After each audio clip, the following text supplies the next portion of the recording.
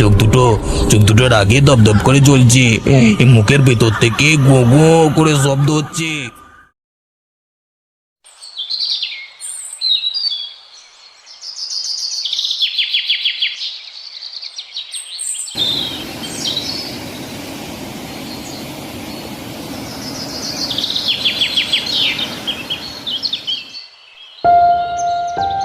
মাসির বাড়ি থেকে ফিরছিলাম। বাড়ি ফিরবো কি ফিরবো না সেটা ঠিক করতে করতেই সন্ধ্যা নেমে এসেছিল।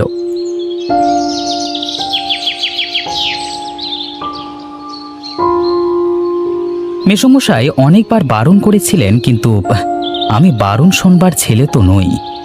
মাসি মারা গেল, তারই শ্রাদ্ধের কাজে এসেছিলাম। আমাদের সাথে মাসিদের সম্পর্ক খুব ভালো ছিল না, আর্থসামাজিক পার্থক্যের কারণেই এই দূরত্ব।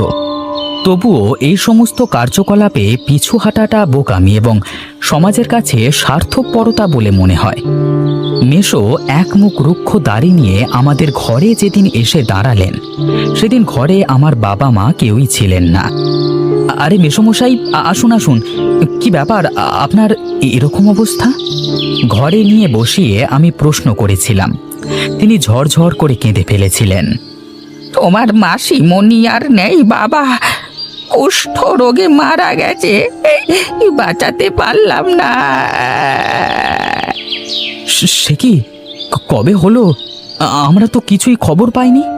কি করে পাবে বাবা, তোমাদের সাথে তো আমাদের সম্পর্ক তেমন একটা ভালো ছিল না, তাই আমি জানাবো কি জানাবো না সেটা ঠিক করে উঠতে পারিনি। কিন্তু বাবা মা তো আজকে তারাপীঠ গেছেন পুজো দিতে। দাদিকে না জানিয়ে চলে এলাম বলে খুব ভয় করছিল, কি ভাববেন। কিন্তু ভগবান সহায়, আমি বেশিক্ষণ বসবো না বাবা, তুমি যেও। হ্যাঁ, তোমার মাসিমণির সাথে। বলেই এক গ্লাস জল ঢকঢক করে খেয়ে সেদিন বেরিয়ে যান তিনি। আমি বাবা মাকে ঘটনাটা বলিনি। ঠিক করেছিলাম মাসির শ্রাদ্ধের কাজ থেকে ফিরে এসেই একেবারে জানাবো। সেই মতো কাজে নাম করে বেরিয়ে পড়েছিলাম। 1000 মতো টাকা নিয়েছিলাম।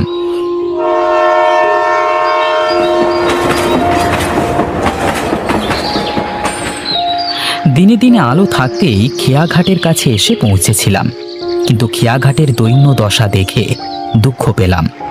ছোটবেলায় দেখা সেই ঘাটের অবস্থা এখন জরাজীর্ণ। একটিমাত্র নৌকা দাঁড়িয়ে আছে। মাঝি আমাকে দেখেই তার ময়লা দাঁতগুলো ফেরে বলল, কোথায় যাবেন বাবু? আসেন আসেন, আমার নৌকায় আসেন। আমি আর কিছু না বলে নৌকায় উঠে বসলাম। দাম দর আর করলাম না, কতই বা নেবে। চলো মাঝি, আমাকে একটু তাড়াতাড়ি সন্ধ্যার আগেই ওপারে পৌঁছে দাও দেখি। সন্ধ্যের আগেই তো পৌঁছাতে হবে বাবু, না হলে যে বড়ই বিপদ। আমি তার কথাটার মানে কিছুই বুঝতে পারলাম না। এসব গ্রামগঞ্জের মানুষের ভয় দেখানো একটু স্বভাব, কিন্তু মাঝি বেশ কথা বলে গল্প করে সময় কাটাতে জানে। আমি কথায় কথায় আমার মাসির কথা তুললাম। তিনি বললেন, ও আপনার মাসি ছিলেন? হ্যাঁ। আচ্ছা, কি হয়েছিল আপনি কি আমাকে একটু বলতে পারেন? আমি লক্ষ্য করলাম আমার এই কথা শুনবার পর মাটির চোখ মুখের ভাব কেমন যেন একটা পরিবর্তন হয়ে গেল। তার সরল মুখমণ্ডলের ওপর সামান্য হিংস্রতার ছাপ মুহূর্তের জন্য উঠেই আবার মিলিয়ে গেল। প্রসঙ্গ বাদ দিয়ে তিনি বললেন, তা বাবু কি এখানে প্রথমবার এলেন? পূর্বে একবার এসেছিলাম, তখন আমি অনেক ছোট। বাবু, আপনার মাসি তো পালিয়ে বিয়ে করেছিলেন তাই না? ঠিক এই প্রসঙ্গটি এতক্ষণ আমি এড়িয়ে যেতে চাইছিলাম, কিন্তু যখন উঠেই গেল তখন আর চাপা দিয়ে লাভ নেই। হ্যাঁ, ওই জন্যই আত্মীয়দের যাওয়া আসাটা কম। তা তো বটি, আমি সবই বুঝি। তবে বাবু, আমি নাম করছি না, আপনার মেসো খুব একটা সিধে লোক না। আপনি যেন কি আবার বলবেন না গো। না না, আমি আবার কি বলবো।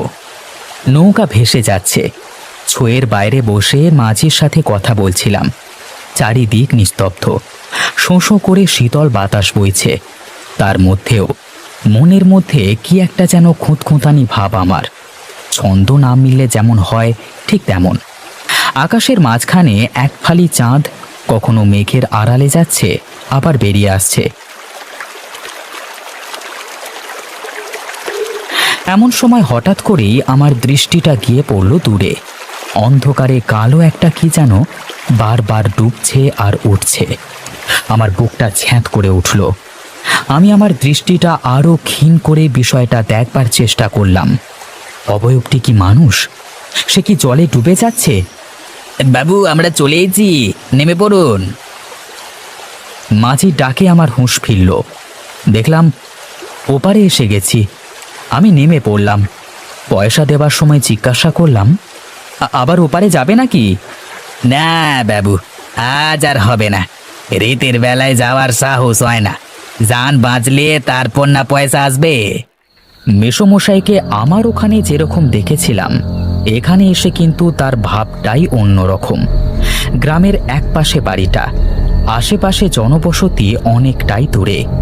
আমি যেতেই আমাকে দেখে বলল, এই এসে গেছো? হ্যাঁ, তা ঘরে তো খাবার কিছু নেই, মিষ্টি টিষ্টি কিছু এনেছো আশা করছি। ভদ্রতার রেশটুকু নেই। যদিও এসবের জন্য আমি প্রস্তুত ছিলাম।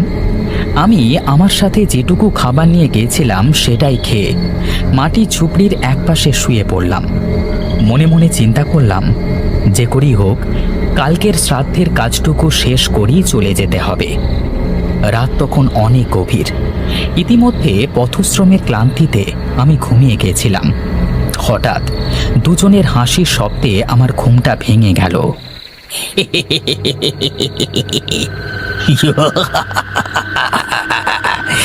সালা, ও বেটাকে এখানে এনেছি কিছু টাকা হাসিল করবার জন্য, বুঝলি?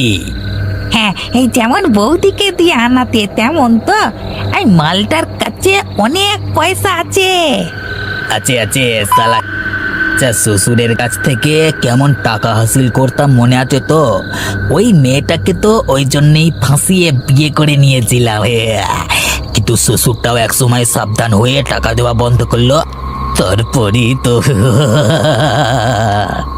এই সব কথাগুলোই আমি শুনতে পাচ্ছিলাম। গলা দুটো আমার চেনা, একটা মাঝির আর একটা মেশোর। তার মানে এই আলোচনাটা আমাকে নিয়ে হচ্ছে। কিন্তু ওরা মাসিকে দিয়ে টাকা আদায় করতো মানে?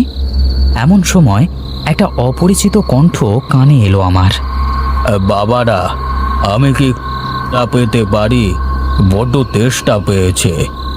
এবার আমি ঘরের জানালার একটা ছিদ্র দিয়ে দেখলাম যে একজন সাধু গোছের লোক, গায়ে লাল বস্ত্র, মুখে এক মুখ দাড়ি।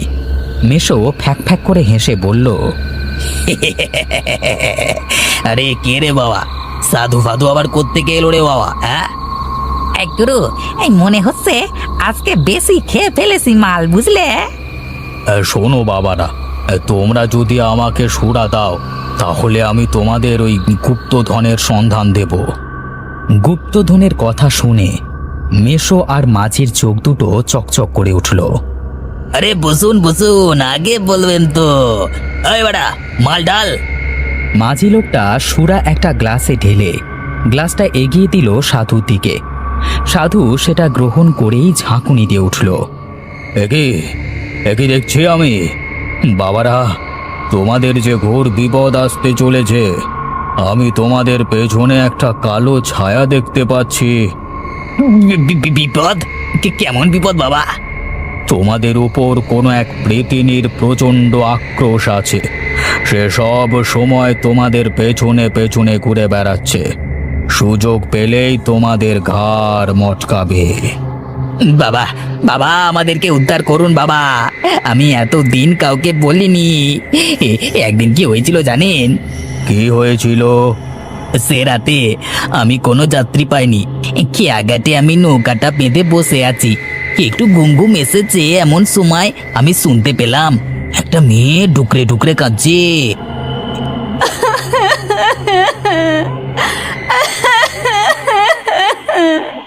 আমার চোখটা চড়াম করে খুলে গেল। আমি দেখলাম খেয়াঘাটের উপর সাদা কাপড় পরে একটা কাঁদছে। কে গো মেয়ে তুমি? আরে কাঁদছো কেন? কোথায় যাবে নাকি? হ্যাঁ, আমি জিজ্ঞেস করলাম, কিন্তু মেয়েটি কোনো উত্তর দিল না। সে কেঁদেই চলেছে। আমি আর থাকতে না পেরে নৌকা থেকে নেমে ঘাটের দিকে গেলাম। কাছাকাছি যেতেই মেয়েটি মুখ তুলে আমার দিকে চাইলো। আর আমি যা দেখলাম তাতে আমার বুকে রক্ত জল হয়ে গেছিল। আমি দেখলাম একটা পেতনি, কি ভয়ানক দেখতে মুখটা। চোখ দুটোর আগে দপদপ করে জ্বলছে, এই মুখের ভেতর থেকে গো গো করে শব্দ হচ্ছে। আমি ভাবলাম এই বুঝি আমাকে মেরে দিল। চিৎকার করতে গিয়েও আমার মুখ দিয়ে আওয়াজ বেরোলো না। আমি অজ্ঞান হয়ে সেখানেই পড়ে গেলাম। জ্ঞান যখন ফিরল তখন ভোর রাত। তারপর থেকে আমি আর রাতের বেলায় নৌকা নিয়ে যাই না। আমাদের এক্ষুনি খেয়াঘাটের ওপর একটা সাধনা করতে হবে, না হলে ওই প্রেতিনী সুযোগ পেলেই তোমাদের। না, ওসব কিছু করবার দরকার নেই। কেন? আমি বারণ করেছি তাই। ওসব কিচ্ছু করবার দরকার নেই। আর আমি এই রাতের বেলায় খেয়াঘাটে যাব না।